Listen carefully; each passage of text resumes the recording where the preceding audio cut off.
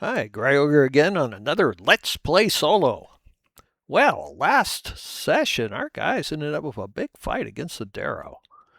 Yeah, that's they're gonna make a lot of experience out of that. Let's. It's just about getting ready to. I did their parcel. One of the things about random encounters, you can decide how you want to do it. In this case, I'm not going to add any incidental treasure. I'm going to go on the thought that these are war party and not carrying a lot of coins on them. Their coins are back in their lair. Uh, you can do that. You can also add more. Frankly, at low levels, they make most of their money off these weapons. So, if you want to add a few silver, it doesn't really matter one way or the other. But this is the big bucks is really going to come out of these light crossbows, and I'm going to assume that um, their hooked spears are basically worthless. So I only put the light crossbows and their cases on. So the light crossbows are worth like 25 a piece, so they get 12 and a half if they sell them. So I'm going to go ahead and add the parcel to the party sheet. And we'll just leave it up there. You can split this stuff out. As long as I have fighters that have enough, I'm not going to bother because I'm going to sell them. And you can sell them off of here later, sell items for 50%. So just leaving them on there unless weight's an issue. Weight's not going to be an issue with these two fighters. Now, if you're not running two fighters, then yeah. So that's the loot for the Darrows and the sweet experience. Uh, these are CR1 quarters, so they're going to be worth quite a bit. They're worth 400. Which is twice. That's pretty much. That was pretty much about the level of a second level boss encounter, really. All right, so let's just go ahead and award them. One of the things it is going to do is going to push me way up on experience. And one of the things I'm looking for, I want to do 2 boss encounters on the second level. So I am probably going to trigger a boss encounter as soon as they get out of the. I was kind of trying to let them organically happen, but with that big boost, I'm going to run out of level most likely before I get 2 boss encounters. So I want to trigger one as soon as we get more than 2 away from the center. Of course, our fearless party doesn't know that. All right, with that done, let's start some more exploring. But of course, the first thing after that, they did get beat up. In a lot of ways, it was like a boss encounter. They spent a fair amount of resources and they want a short rest. So probably the best place is to pull back into this room here where they can have Ian close the door, lock the doors, and try for a short rest. That way, something comes in, they can break down they'll have to break down the doors or at least have a key. All right, so let's pull back. Just grab these guys and move them up. Oops, the door's closed. There we go. All right, so Dean and Tordackle are in pretty good shape, so they'll kind of watch the doors. They'll put their precious centipede quest. Do I have 2? Okay. They all got stuck on that door, so they ended up stacked. All right, so let's just close the door. And the fighter may have to lean on it a little bit because that's a stuck door. So I'm going to presume that it's basically not true. So it's grinding against the floor. But he'll eventually get it done. So Heian would then, he'd have to roll. This is the type of thing that would happen eventually, so you'd have to roll his sleight of hands to lock the door, and he does have advantage because he has Steve's tool. So he would go ahead and lock the first door, and then lock the. Oops, I double clicked. There we go. All right, so he gets them both of them locked, and if it was important, you could of course check to see what the DCs are for a for the unlocked door. I've actually included what it is. And they're on the second level, so 22. Notice the DCs are high. That has to do with the fact that they have he has it. Rogues have advantage under the new rules. All right, so they get them locked, and that's when we do our short rest. Traditionally, they're in the middle of a dungeon. I usually roll to get a 6 on a d6. Something comes wandering in. It does not. Now, if it been, even if I got an encounter, if it been something like non-intelligent that couldn't open doors, it might have been waiting outside after, but it couldn't have opened the doors. All right, so and both of these doors should have been closed, so we'll just close them both. All right, our goal is to do a little more exploring. So they also think mindful of how to get out. The fastest way out is through this trapped room, which they remember being trapped in the middle, so they kind of circle around. So our guys are going to be excited about their short rest.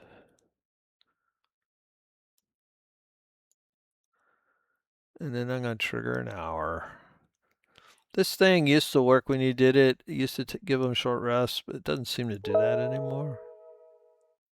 It does advance time, though, so it got rid of the light. So obviously, when the lights were about to go out, that would have recast. So let's go ahead and recast. The lantern should still be working.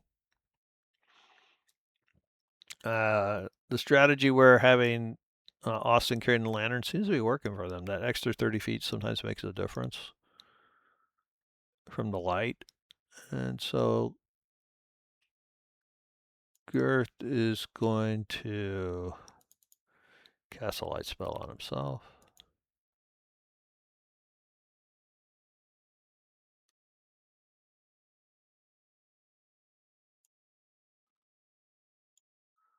All right. I mean, you can make a case where do we want the Austin or maybe put one on the front guys? There's also things about dim light and Austin, so we're gonna go that way. You can think about as levels get tougher, not having disadvantage on your perception checks due to dim light, dark vision might be more worthwhile later, but I don't think it's that important right now.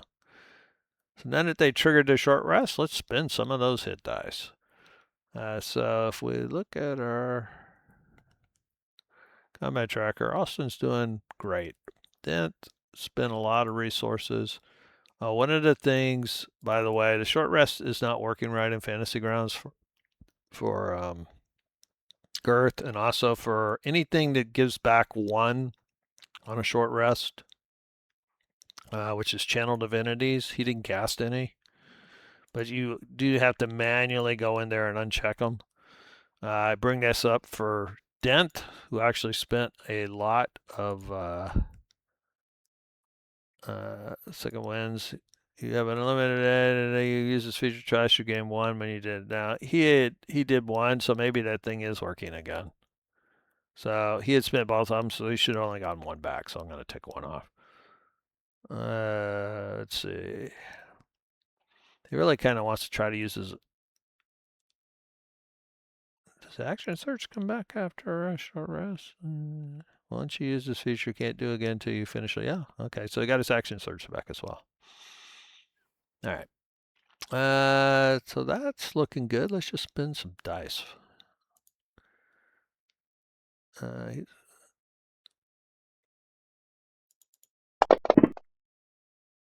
So there we go. That's a good roll. One of the things about the interface is you have to double click this, but almost everything else is single click. They have gotten great strides towards getting much more uh, uniform in how they do it. But right now, the thing is, you're double clicking in fields, and if they have a dice, you single click. Is kind of the way it's working. All right, so he's healthy. Both of them rolled all the way up. And then at last, poor Silence. No, Silence has to be done manually. Um, Silence gets probably a D4, and unless his con's horrible, which it can be. Yeah, so it's -1. It turns out you can roll zero hit points on your hit dice. Now he's got one big hit dice, so he can roll a 0 because it's a D4 plus 1. Silence is going to try. All right, he's trying to recover that one hit point, and oh, he gets 3. All right, so he's healed. He's also out of hit dice. Not that it's likely to matter much, but he can't do that again.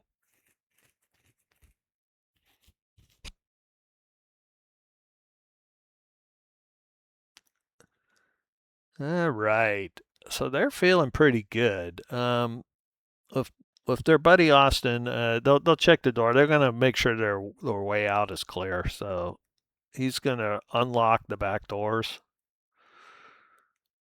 which is I usually treat as automatic. Once they did it, takes an action.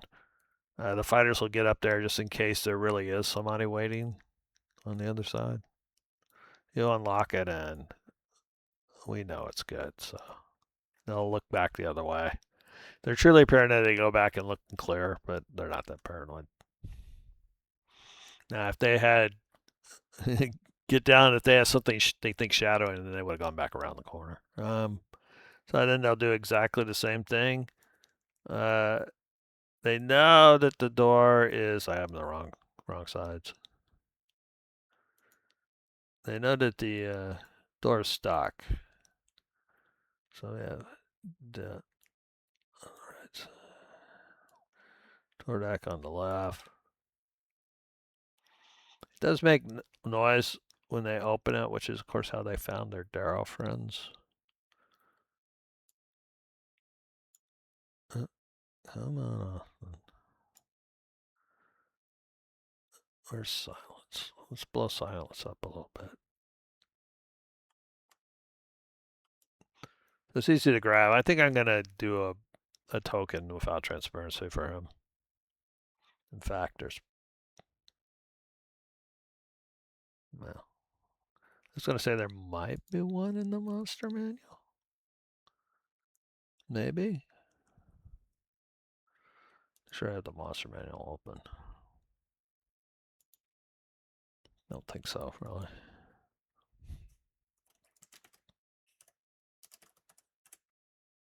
Mm.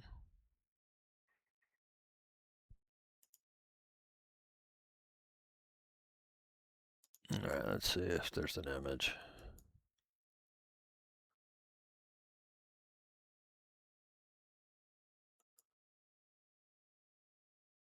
Oh, we really want tokens, honestly. Here. Tokens. Oh. There we go. There's one. Let's use, this one looks like it's out of, that's one of the default pogs.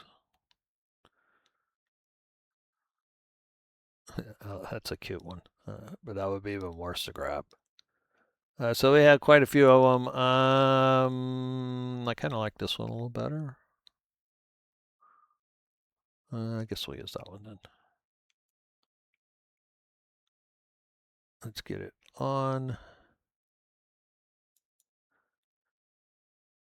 What I was originally planning to do, which is kind of silly, is like, let's just drop this one on there. It's still gonna be tiny, but it'll be no transparency, so it'll be okay. And then just to keep things tidy, let's just close that. The reason you want to open and close that stuff is that's a pretty big module, and I'm not really using it.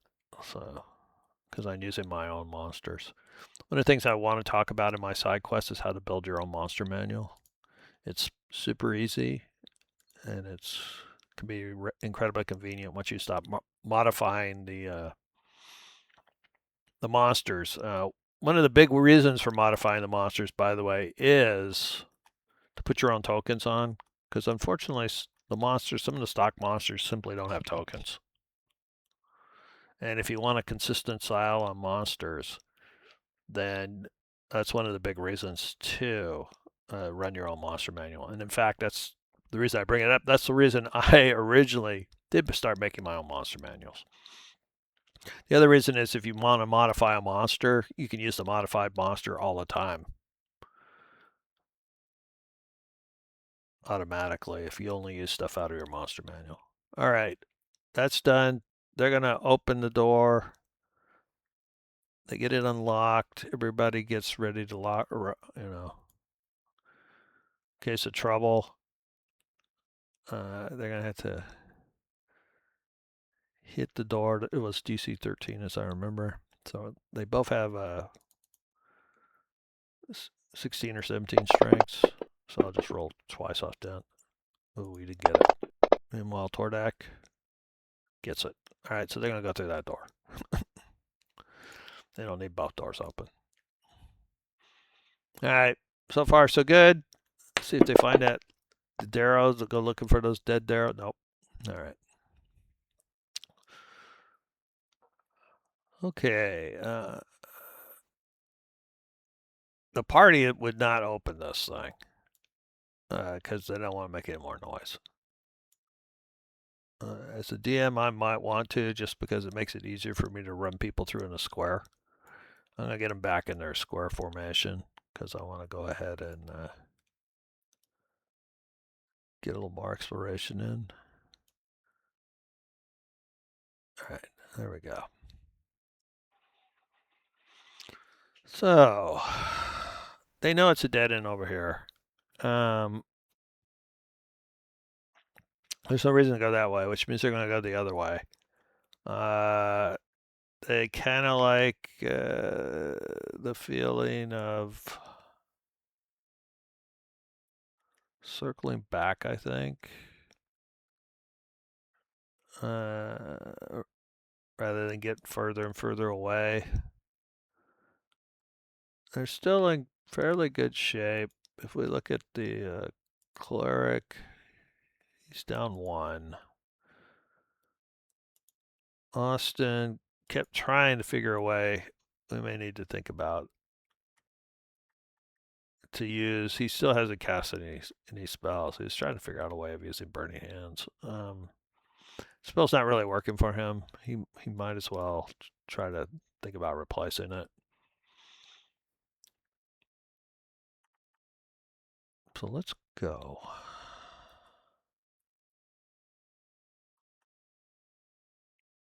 Selections.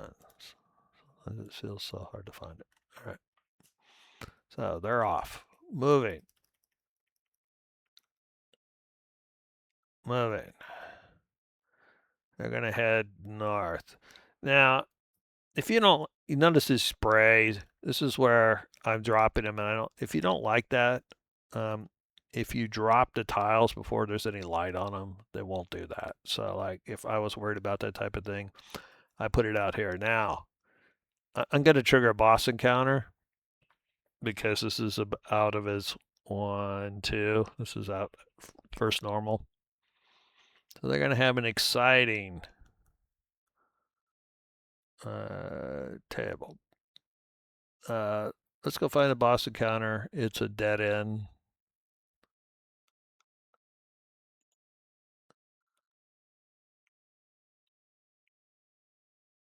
There it is. It's 15. Now you should make up your mind when you're going to trigger the boss encounters when you're playing solo. I wanted to do it at about halfway through, and then towards the end. So that's why I'm doing it now. That last Darrow encounter took them up over halfway. That way they're kind of staggered. The advantage of doing it this way, I think, is also they'll get the boss treasure, which may be a magic item. So that'll give them a magic item to play with halfway, halfway through the level, possibly. All right, so that's there, and we know it's a boss encounter. So we'll go ahead and trigger this, and then we'll read through this thing. Okay.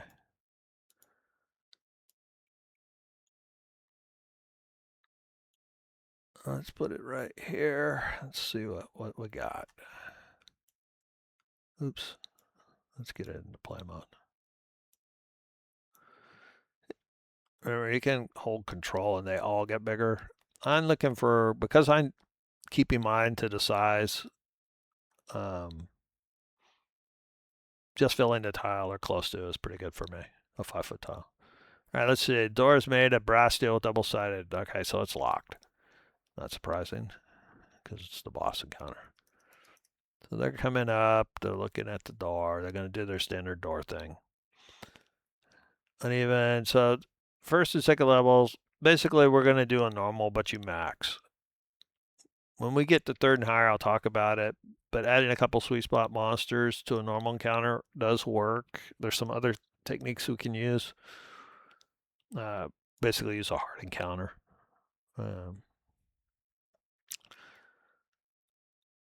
And then there's a chest, and there's where the sweet, sweet loot is. It's a trap chest, though. All right. So let's go find out what the boss is. Of course, the irony of randomness is it could be a relatively weak boss compared to those Steros. Let's find out. Okay, we're on second level. So what we're going to do here is max them. All right, so this was a troglodyte encounter.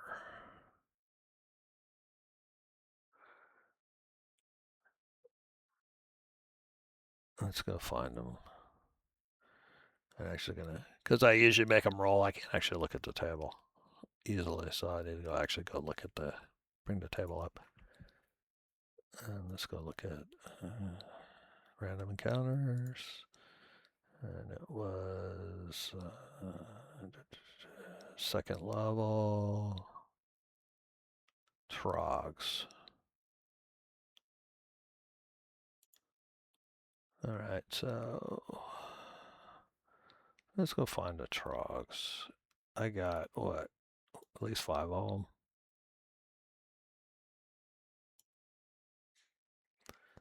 Okay, so it's a table.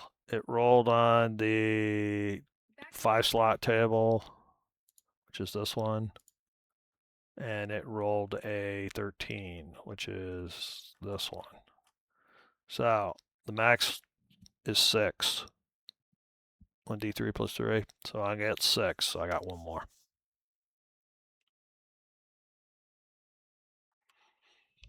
All right, that gives us a max. Notice that's going to be right around. Troglodytes, before they regularized, used to be very nasty because they had 3 attacks around. These things are still dangerous. They do have a stench thing, which Tordak is. They got a one and done stench thing. Let's just put it there. All right, let's get them out.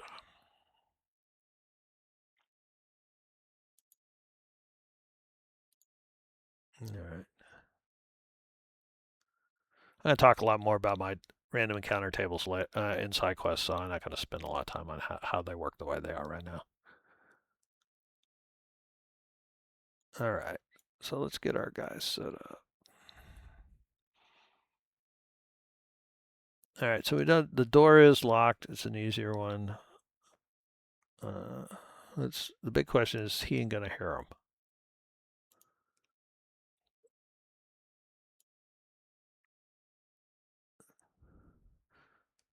The boss room is set up. Usually you put the treasure away. There's cover from behind the stairs, the walls of those stairs. So there's a lot. You want to take a look at these trogs. The thing about trogs is they do not have range attacks.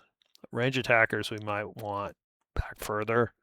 This means we're going to want to set up close. Assuming they're guarding their treasure or the stairs down, it changes dynamics a little bit. So instead of putting a treasure in the back, it's probably going to be one in the front. That way they can guard it against anything coming up the stairs or anything coming in the door. So we're going to probably set up something like that. Maybe a guy's watching the door. And then, because we do have to worry about something coming up on the stairs, maybe a couple guys right around the stairs. Okay. That way they got all the doors covered and they might sleep. They may sleep on the side, both sides, and have treasure, their chest on one side, the other. All right, our guys. So we need to get them out of their square formation. And they're heading north. Oh, look at that nice silence token. All right, it's a little light. I'm not sure you can see the definition when it's zoomed out. All right, so we've got Tordek on the left, Dent on the right.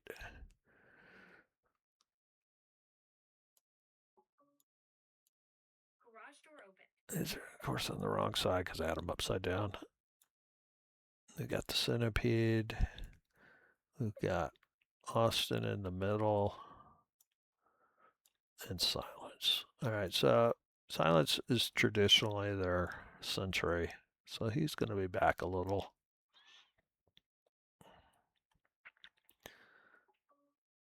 And the rest of them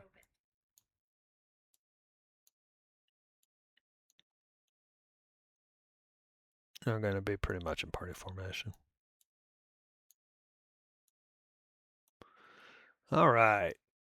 So before they all move up, of course, though, Hien is going to do his thing. So his thing is he sneaks up. I went back. I noticed I hotkeyed this. He sneaks up on him. That's not a very good roll. Then he going to listen, then he'll do sleight of hands. I'm going to roll them all at once. And let's take a look at the trogs. All right, so the trogs, if they got a perception, because I take off -2 through the door, if they have a 13, they'll hear them coming. That's a little high for monsters at this level. They are stealthy. Passive is 10. All right, so they did not hear him coming. He did be basically a 12.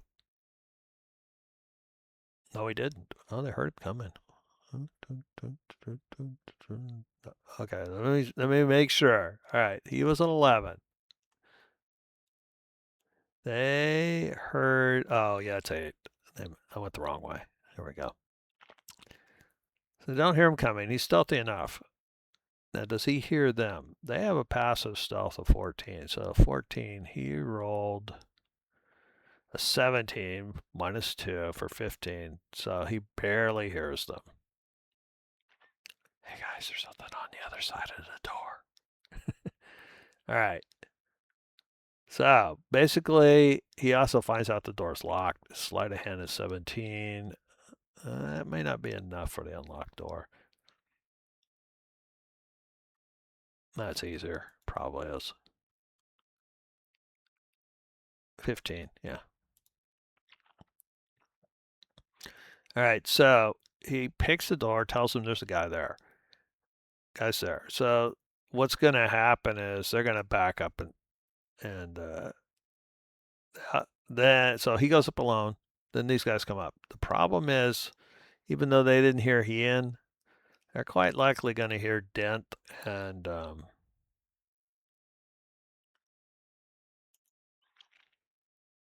Tordak because their passive stuff's going to be horrible. His is 10, but they're in heavy armor, so it's -5. Not like if you roll this, it'll tell you. It's at a disadvantage. So it's 10, so they're going to come up at 5. These guys are going to hear them coming. So it's going to end up with no surprise. That's what that was all about.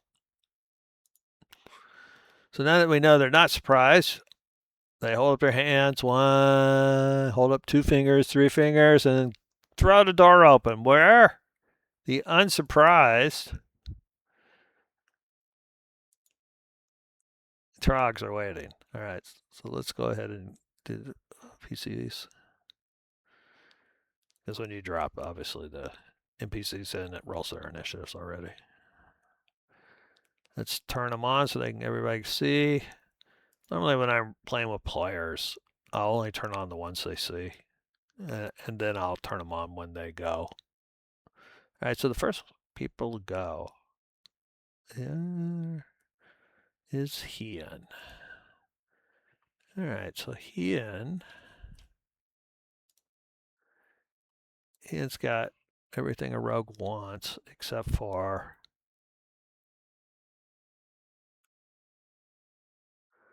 advantage. He is going to get a sneak if he hits. I'm pretty sure. Let me read how their emanation. They have. Really? Oh, it's a trog. Wow, I thought he had wings. It's a stone background. Yeah, dear. That's why they had such a good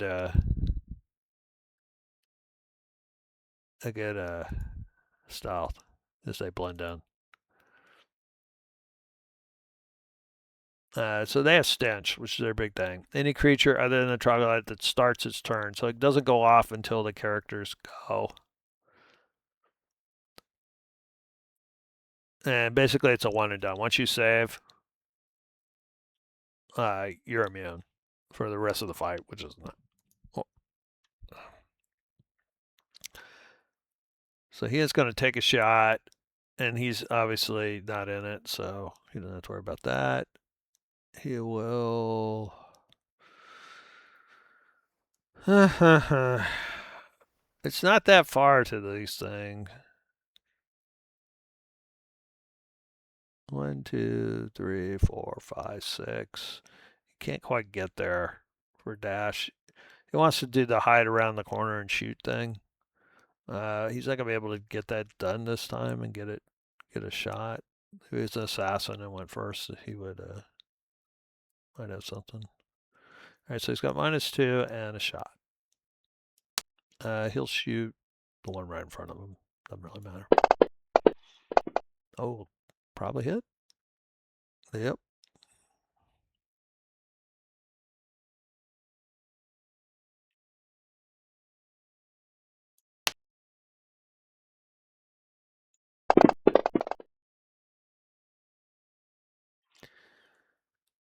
He There's this Vex. I'm gonna drop Vex on it.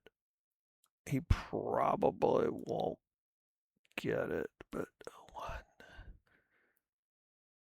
2, 3, 4, 5, 6. All right, so he's gonna use his bonus action dash to go around the corner all the way, because his plan is to hide and then come around and try to force snake.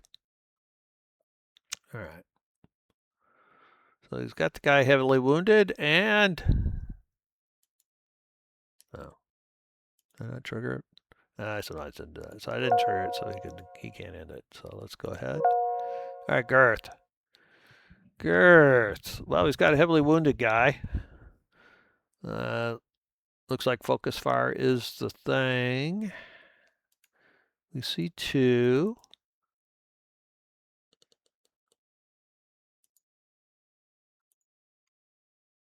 Tordak can see. Tordak and we'll mention there's another one on either side. One on the right, one on the left. Okay, so they know there's 4. They still don't see the ones around. I don't think anybody's got vision on the ones around the corner. I don't. They're not. They look stony, but they don't seem to be wearing armor.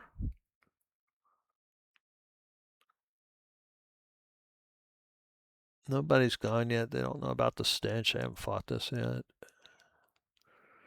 Doesn't feels like anything higher than a cantrip is be an overreaction at this point. So we'll cantrip. They look stony. Maybe they don't dodge well. Let's try Sacred Flame.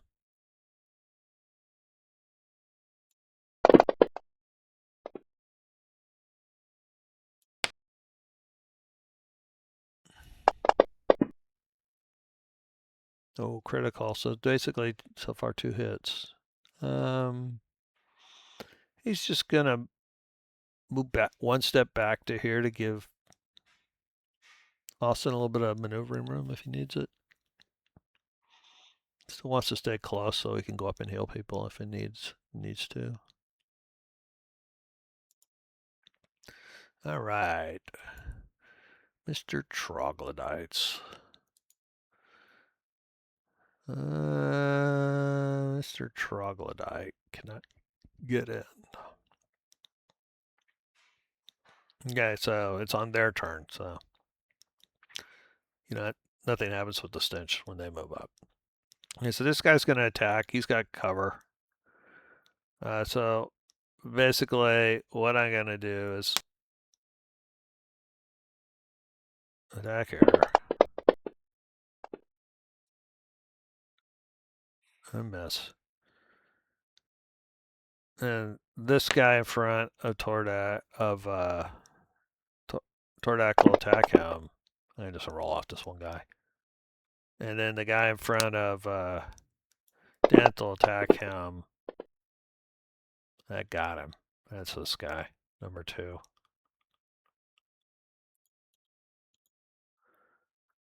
He'll do some damage.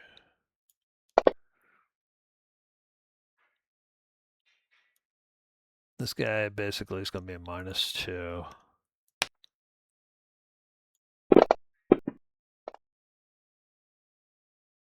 Oh, got him. Exactly. So Dent's getting hit again. Oh, all right.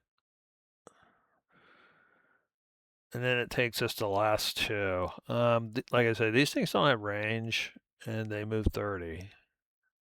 They do have a climb speed, which does allow them to stack. 1, 2, 3, 4, 5, 6. But he can't get up the wall. Basically, what they can do, they can climb up here and get over this guy and then attack down. They're 10-foot doors, so basically be within 5 feet. That's not going to happen this round. So what these guys, they will see this guy move up. He's going to move over here to do 1, 2, 3, 4, 5, 6. They're going to double move, getting into position to climb up over their buddy and attack sideways, trying to get all 6 of them in there. And that's it for them. Which takes it to Dent. So Dent has been hit. They hit him twice actually. So the start of Dent's turn, he is in 1, 2, 3 emanations of these guys. I keep clicking. What's happening is I'm clicking on him and not on the player. What I really want to do is bring up I think it's con save of DC 12. All right. Usually when I DMing, I just have them roll. In this case, I'm just going to force the roll. Any creature that starts at 5 foot originated to failure. All right, so basically, he's going to roll. He succeeded.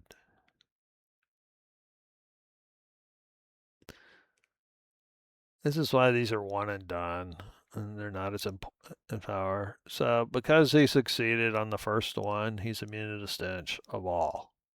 Right? That means the rest of them don't matter. which is appropriate for such low-level monsters, by the way. A higher-level monster, it wouldn't be immune. Okay, that would be a lot of saves.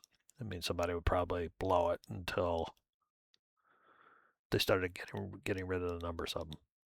All right, so he made his save, so he is ready to go. He's going to swing at the wounded guy, and he'll consider either second wind. He's down 12. He's going to do a second wind. He's seen 6 of them. 6 so far. Go ahead and do a second wind. And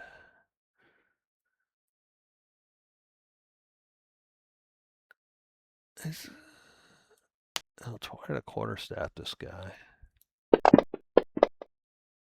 Oh my god, got a 1. Got a 1. No! No! 410. Austin. Austin definitely wants to do something. Austin wants to do something.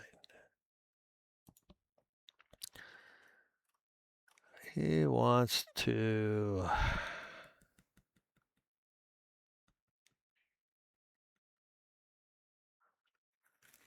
He could AoE the guys over there.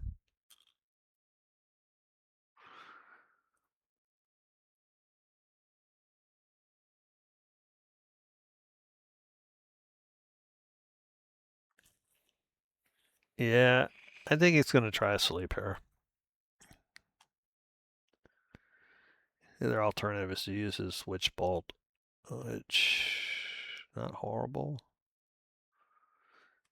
Putting 2 people down potentially seems to be the better solution. All right, so the sleep spell is only a 5-foot radius. So basically, oops, control. Yeah. So I can get 2. He'll not get the wounded guy, and he'll select.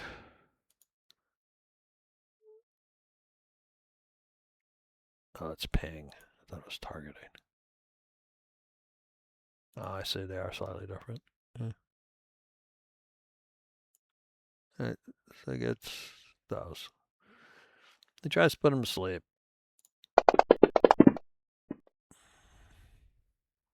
Oh, we got him. Okay, so it's a little bit different. Incapacitation is quite a bit different.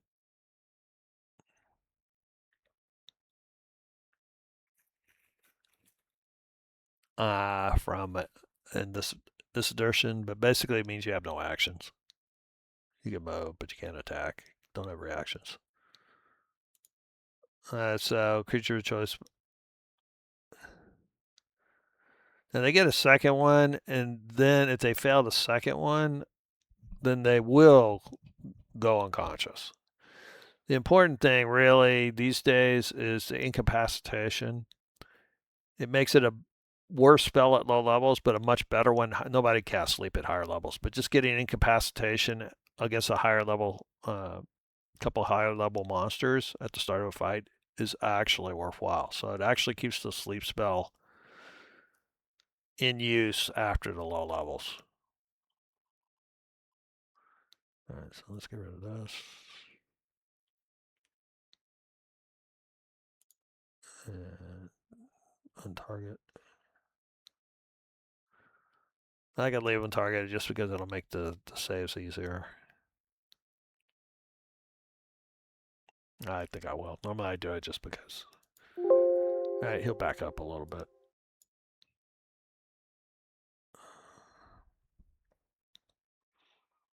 All right, Tordek. Tordak. Tordak is a dwarf.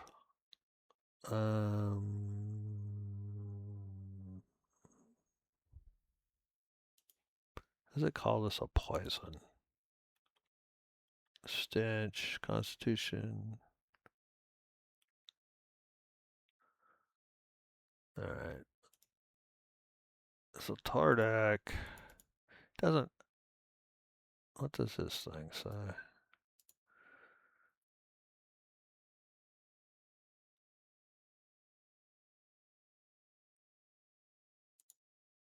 You're resistant to poison damage. You also have advantage on saving voice to make or avoid the end of poison. All right, so he does have advantage, which is what I was double checking. All right, so he has same thing, 3 uh,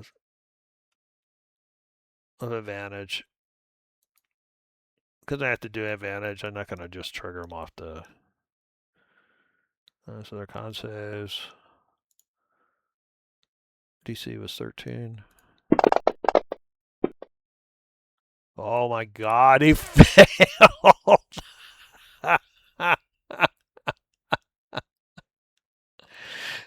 uh, See, the thing is not clear. So he failed. So he's poisoned. Okay, so that's fine. Um, but the problem is he has to go ahead and make 3 more saves. So what's going to happen is he's going to be in he's going to end up immune. Well, I'm going to assume that he'll likely save. So I could be wrong. Okay, there's the 20. So basically, he becomes immune, but he's still poisoned because the trog poison is a duration.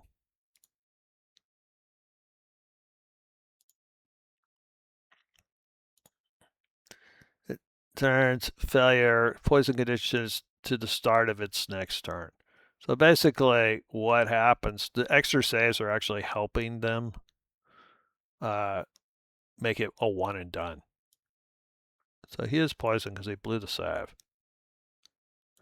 but he's also immune as soon as it rolls off. Okay. So he will try to get rid of this.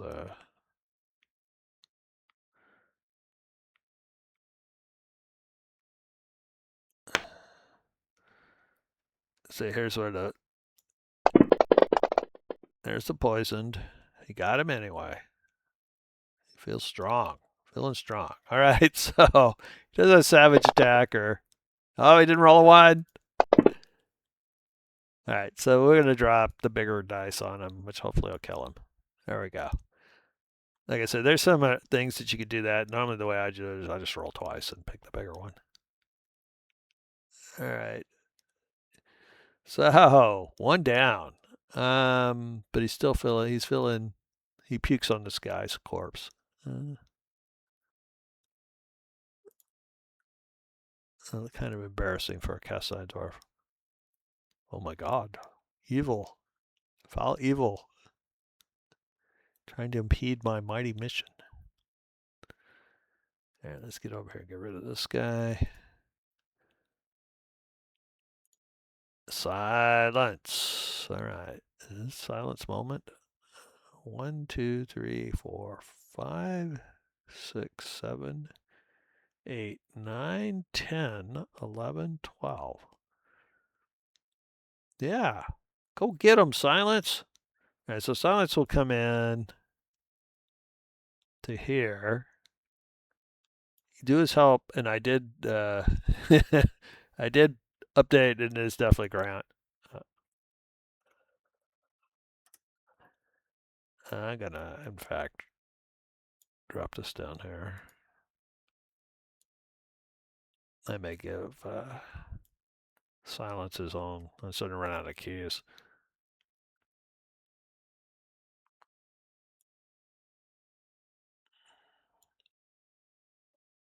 All right, so he's up behind the front line and probably 5 feet up, let's say. Oops. There you go.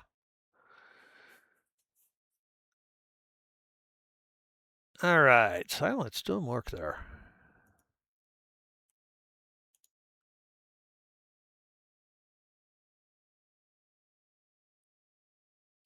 Mr. Centipede, getting nervous about these things. Dent. Dent saved. He's got incapacitated guys in front of him. They pretty sure they grant advantage, but they also break. If you do damage, it'll break them out of it.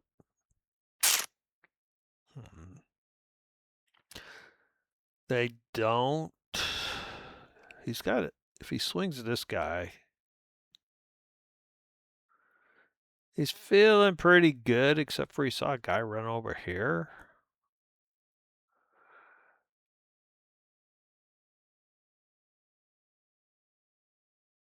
I think he's going to go ahead and take Silence's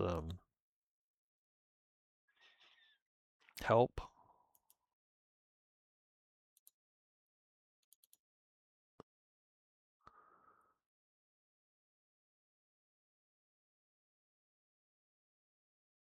Let's see if it works. Yep. It should come off. Looks like it did. All right. Looks like it's set up to do it. Come on, Mr. Charging Trog, who's standing still.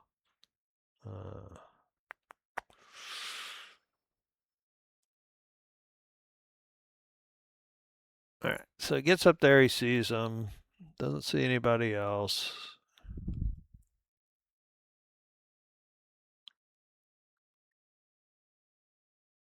Action surge.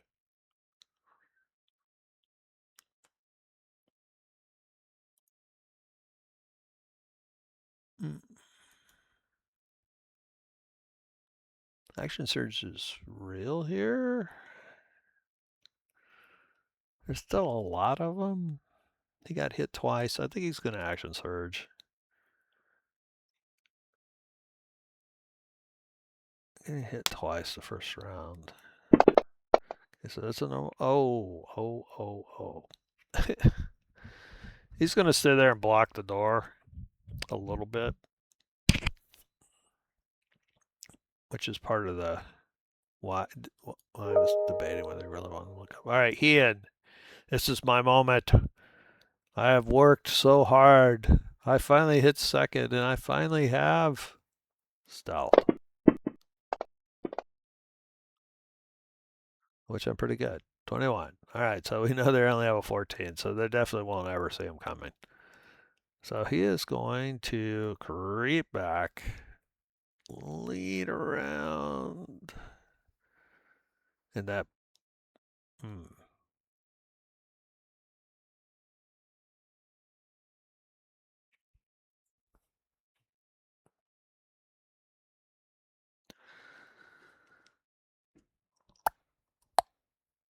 So, yeah, which one does he want to shoot? He could shoot either one. If he has a good insight, he probably knows that guy's incapacitated. I doubt his insight's that good. Let's take a look at his passive insight. Because in theory, he should shoot this guy. He's probably going to end up shooting this guy, though, unless his insight's higher than I think it is. Oh, he's proficient in it. 15. 15. I think if he's that proficient, he probably does realize that guy's incapacitated. So he could get a free shot on that guy, but he's going to shoot this guy. So let's go ahead and he's got advantage because he rolled that 21. So -2 because all those fighters in the way. But that's why he went for stealth. And then it got him.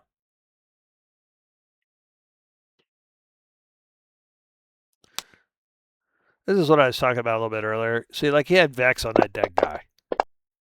And he's going to have Vex on this guy too, but he's also dead. My experience is that Mastery really doesn't start kicking into about 3rd level where the monsters are actually, some of them are still around long enough that it actually matters. All right, so he's going to go back around so he can do the same thing again the next round.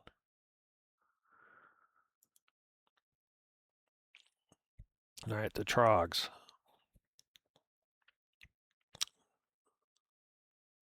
Here's a dead Trog there.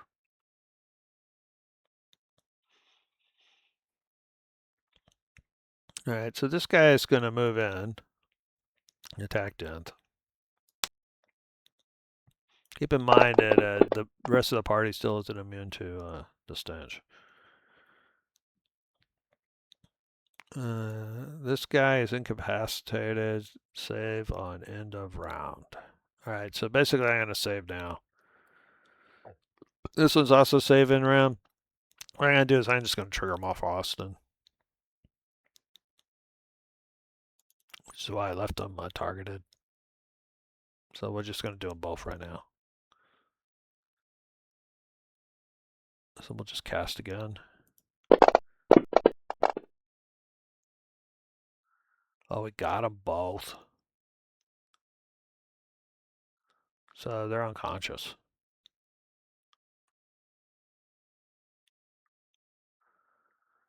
All right, so that's exactly the way the old sleep used to work. That's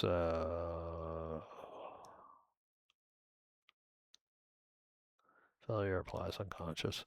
Yeah, I should really make an unconscious thing, but I'm not gonna do it right now. These guys are asleep. I just turn them upside down. So they're definitely not going to be doing anything. And then let's untarget him.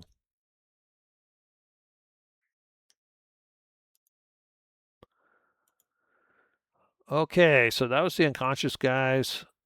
The rest of them, well, their plan was to climb up. Instead, this guy's just gonna, the last guy active is gonna move over and attack down. Sleep spell looks like, oh my god. Dent takes a crit, making his second win look good. Definitely average crit. Still 9 points. Takes him back to bloodied. And that is the last of our trogs.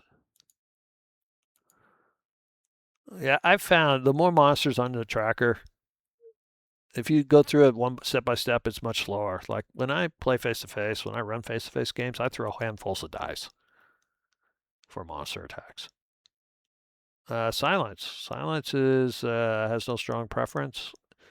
Neither does Austin. So he's just gonna go up and help the one that's in the front. And I have to switch back over to silence. Oh, there it is. So he helps this guy. So 1, 2, 3, 2, help. He'll move back a little bit. This is at the start. Seeing how he's avoiding the stench. Doesn't say entered. All right, so Gareth. All right, there's a help there. Sacred Flame worked. He's gonna not trigger that. Instead, he's just gonna do. But he could help Gareth. These guys are unconscious.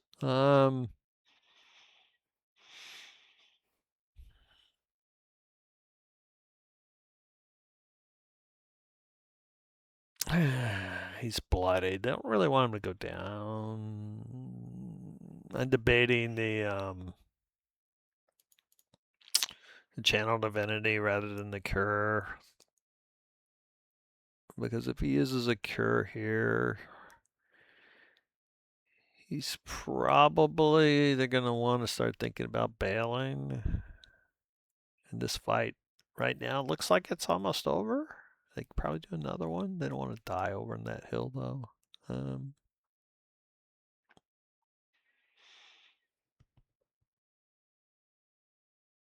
Divine Spark, unfortunately, is an action. Pretty sure.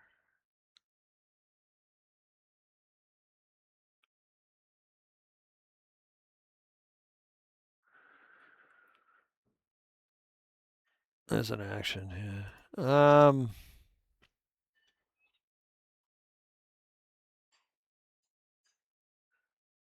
If he's going to do an action, he might as well touch him.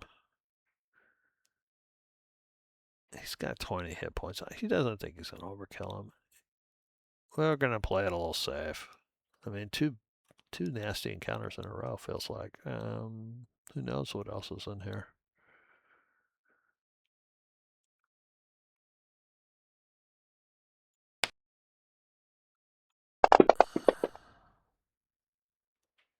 Oh.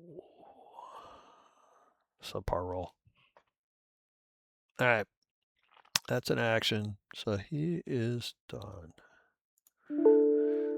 Austin. Wow, he slept 2 guys. My sleep spell is an awesome one. He's dancing around.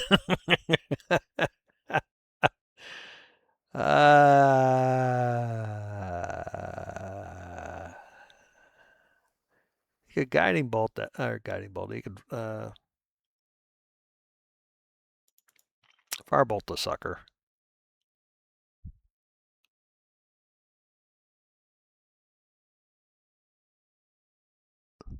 That's a stupid witch bolt that he's been holding on the whole frickin' time, and it feels like he's been holding it too long, really. It does a D12. And it is a roll to hit. So taking silences is going to negate out that cover. He's going to do it just because it feels like he's been holding too long on his spells. Spells are a resource, and by the time they walk out, he wants to be at least down a few. All right, so he got him. So the reason that they got Witch Bolt, of course, is that it's got a great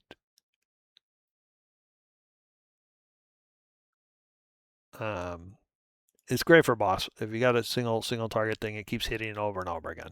On hit, takes 2d8 lightning. On each of your subsequent turns, you take a bonus action to do it again for a d12.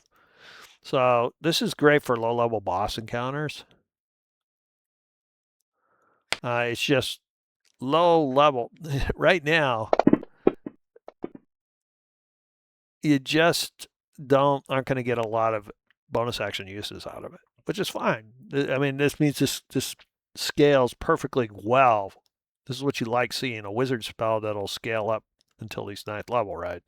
To can cast 9th level spells. So it's still going to be a viable first level spell. That is one of the things the new version did, is their spells seem to scale better. All right. Good. He's happy where he is, really. All right, so we got a critical guy. Sleeping guys. He doesn't want to take the -2 hard corner cover. So these guys can't provoke, so he'll go right through like this, through Dent Square and over, and then he's going to swing at the critical to get rid of him. That's his plan. Now,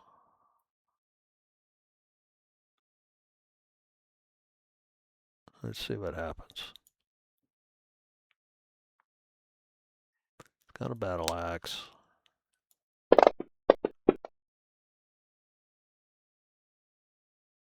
Oh, he hit him. Good job. By the way, I meant to shoot the other guy with the witch bolt, but that's fine. I wanted him to have the advantage on the D12s. All right.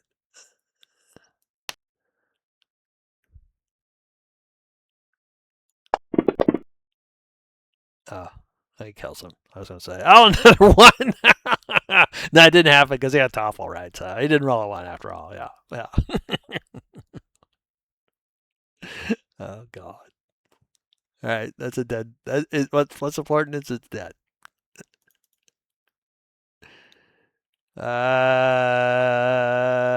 Second wind seems definite overkill here.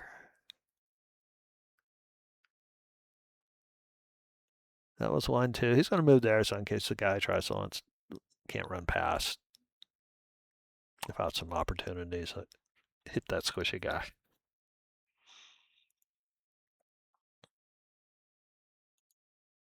All right. Round 2. All right, Mr. Centipede. Wow, my minions are doing a good job here. Starting to consider the party his minions. Then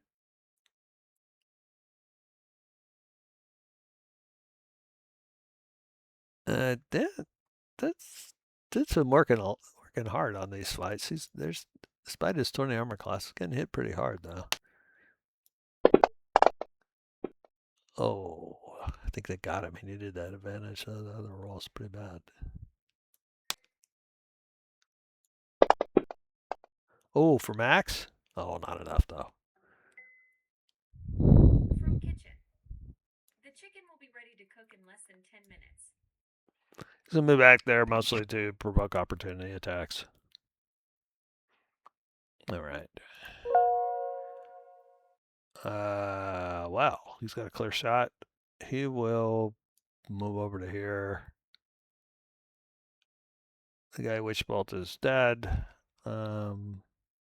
Feels like cleanup, so we're just going to firebolt it.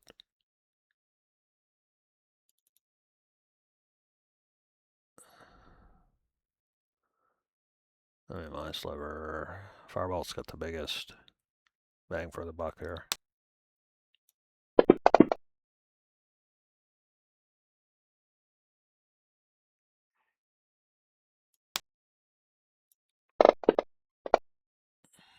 All right. Does a little happy dance. My spells made a big difference.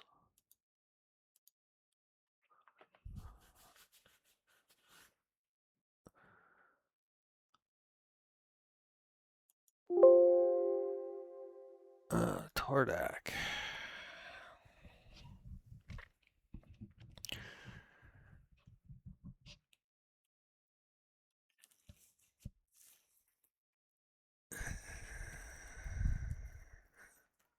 I'm gonna take advantage of the unconsciousness.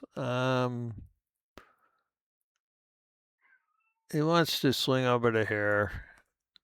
He thinks these things are evil underground thingies, so he is not going to give them quarter.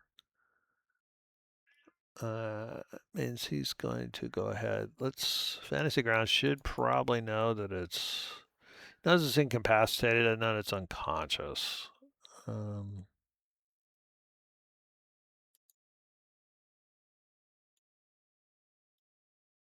Does he have unconscious on here? Yeah.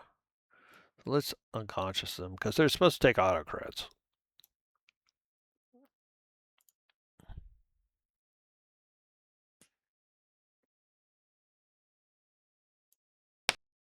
So let's see if it gives him his advantage.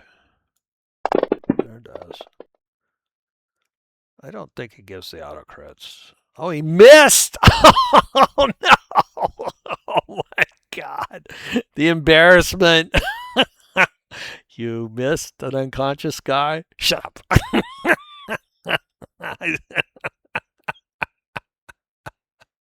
Oh, poor Tordak.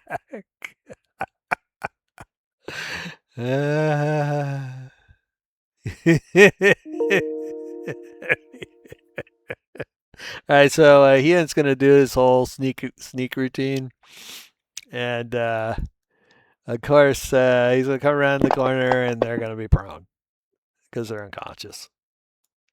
Uh, Pretty sure when you go unconscious, you go prone. Let's go double check. The best way to find this stuff is in Player's Handbook. And down at the very bottom, they have rules definitions. And then all the way down, we're going to find unconscious. You have unconscious experience, inert. Yes, here you are, prone. Automatic crits. We won't talk about this. All right, so he goes around the corner and they're unconscious. So they're prone.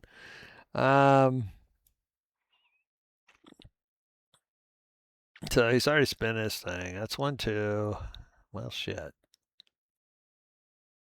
3, 4, 5, 6. He could take a shot anyway. He's not within 5, so he won't get advantage. It's probably not worth it. He's just going to double move. Oh, there's another one.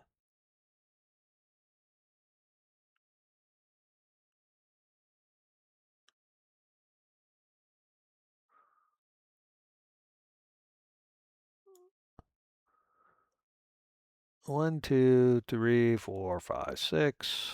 1, 2, 3, 4, 5, 6. I don't want to end up right next to this guy. Uh, he's not going to attack. He's going to move up to here and take a dash as a bonus, as an action. Because remembering bonus action dash, he can still use his action as a dash. So he's going to get over here. A little bald. These fighters are in the room. And he's going to back off a little bit in case they stand up.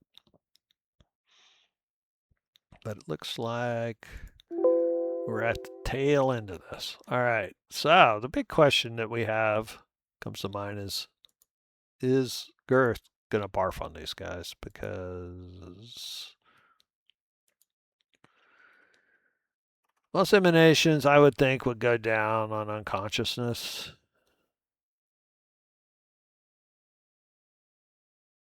But it's supposed to be smell. Rules for emanation, though, probably say that if they're unconscious, it doesn't happen. So I'm not gonna do it. He could swing. After looking at Tordak, if he were to miss, he'd feel, is there anything else he wants to do? He does have, he's got a mace. It's not a great thing for trying to get a crit out of. These guys seem like they take 2 hits. Uh,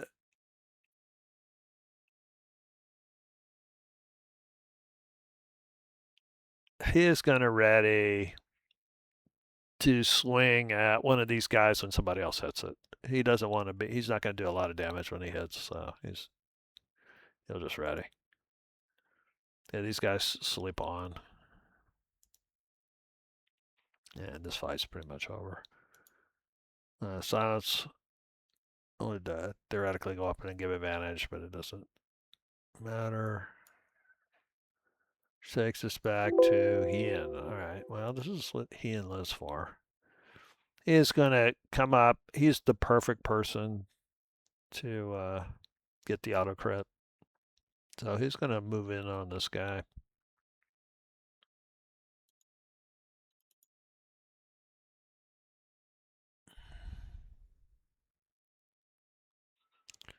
He really usually uses his short sword because he can get Vex off better.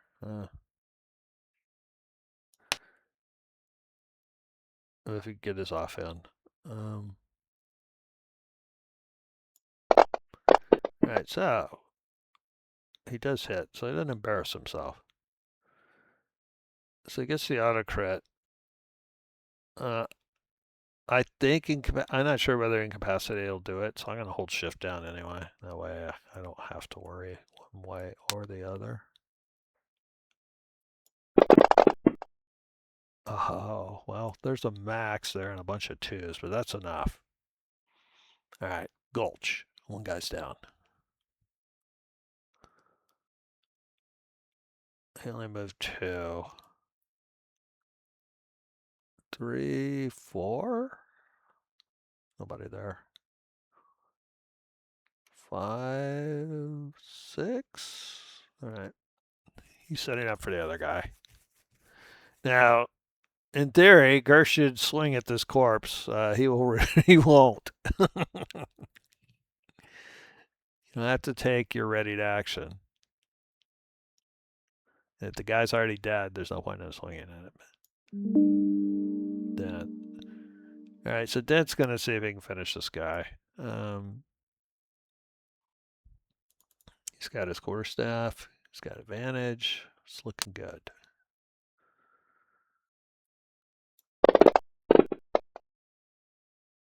He hits him, and once again, I'm gonna hold shift down. No, it's not so bad with Hien and actually, you know what? I won't hold it down. I'm gonna see if it does it automatically. It's not so bad for him. Hien had a bunch of dice. See, it only did 1. All right, but he killed him anyway. So good to know. Incapacitated doesn't give auto crits. All right, that is perfect. Now I'm trying to keep this from getting too long, so we'll loot and do next time. So tune in next week to find out what do they find.